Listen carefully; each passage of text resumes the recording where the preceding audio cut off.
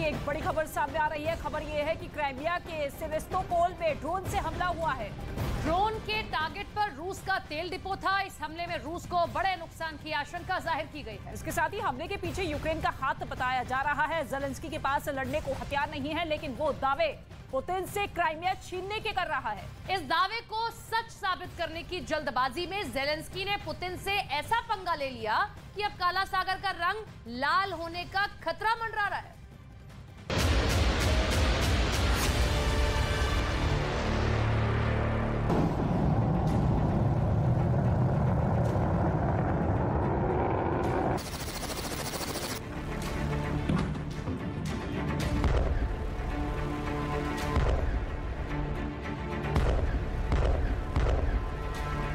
Crimea में फिर बहुत बड़ा हमला हुआ है। अब की बार निशाने पर रूस की नेवी थी।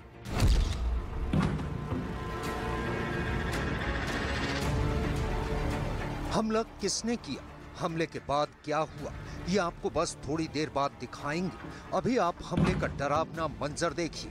वीडियो सिर्फ 6 सेकंड का है, लेकिन गुस्ताखी बहुत बड़ी है, क्योंकि काला सागर में पुतिन की नौसेना को नेस्त नाबूद करने की कोशिश हुई है।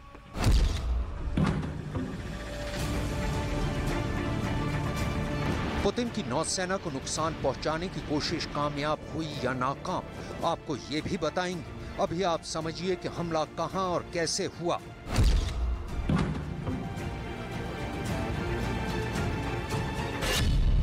वाकया क्राइमिया के सेवस्तोपोल का है, जहां मौजूद रूस के काला सागर बेड़े पर वाटर ड्रोन से हमला हुआ। एक नहीं 2 वाटर ड्रोन से पुतिन की नेवी को बर्बाद करने की कोशिश हुई, लेकिन बेहद सतर्क इस बेड़े ने फौरन पहले हमलावर ड्रोन को बर्बाद कर दिया और फिर दूसरा ड्रोन टारगेट को नुकसान पहुंचाने से पहले खुद ब खुद फटकर बेकार हो गया। ये उसी ड्रोन धमाके का वीडियो है। क्या इस हमले में रूस की नेवी को कुछ नुकसान हुआ, या फिर ज़ेलेंस्की का क्राइमिया छीनने का दावा हवाई साबित हुआ? आपको पूरी कहानी दिखाएंगे।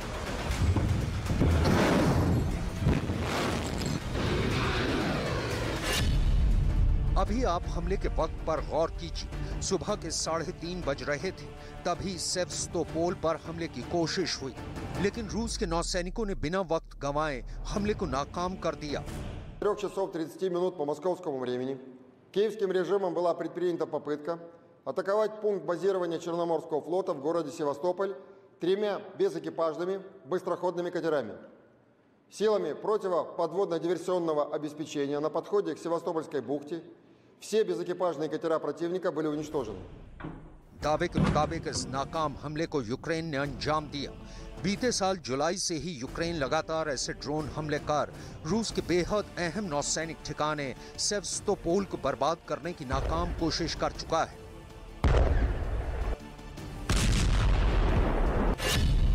– 2014 से रूस के नक्शे में शामिल क्राइमिया का सेवस्तोपोल पोर्ट सामरिक तौर पर बेहद अहम है।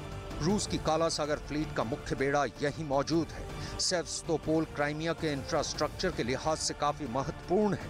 यहाँ रूस के कई ऊर्जा और सैन्य ठिकाने भी हैं। यूक्रेन पर रूस की तरफ से बमबारी का आलम यह है कि बीते 14 महीने में इस देश का पूर्वी हिस्सा कब्रिस्तान में तब्दील हो चुका है।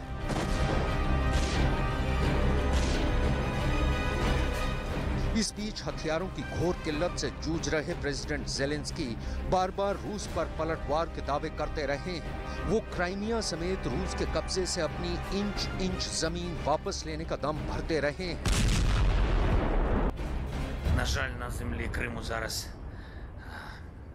під російським триколором панує зло. Приниження, репресії, вбивства, війна.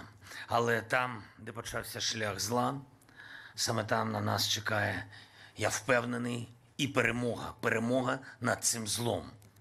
Деокупація Криму є безальтернативною. ऐसे में सवाल ये कि क्या यह हमला ज़ेलेंस्की के दावे को हकीकत की शक्ल देने की कवायद है, या फिर युद्ध के मैदान में सिर्फ डटे होने का सबूत?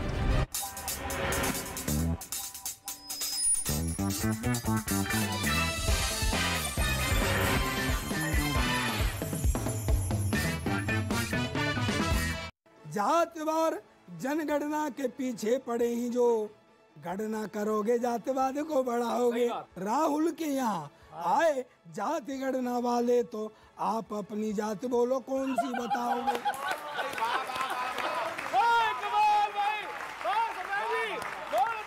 कि हर बार चुनावों में इकट्ठे हो जाते हैं, इस देश की जनता को विपक्षी बहकाते हैं।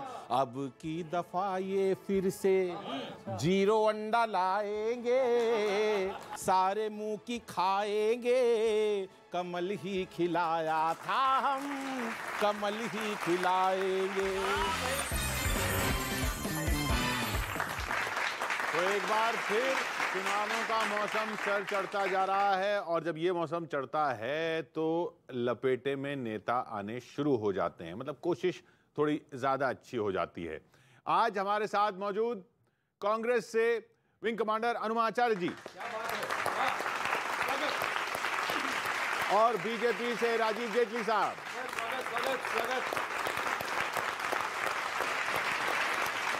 मंच पर दो टीमें जो हमने बांटी हुई हैं, उनमें एक तरफ शरीफ भारती साहब, कवि गौरव चौहान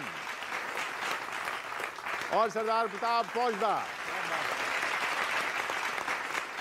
दूसरी तरफ अनिल अग्रवंशी, विनीत पांडे और हेमंत पांडे।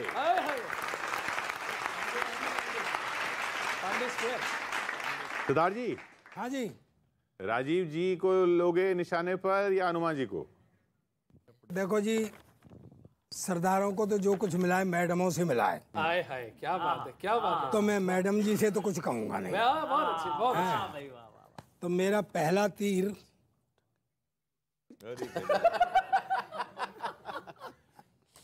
जेटली जी, आप वाकई खूबसूरत लग रहे हैं। रियली सूरत तो आपने गलत बोल दिया। वो कहीं और बोलना चाहिए। नहीं, किसी आदमी को मोतियाबिंद नहीं हो सकता क्या? क्या बात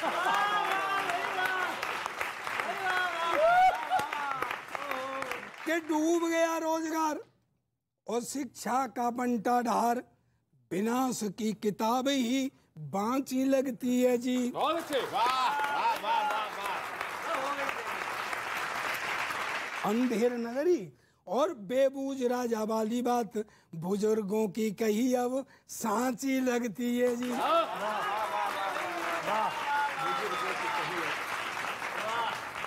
के दिल्ली की जनता को रोज नए फरमान बुलंद करोगे और बिजली बंद करो और बजट मत दो। दिल्ली की जनता को रोज नए फरमान आप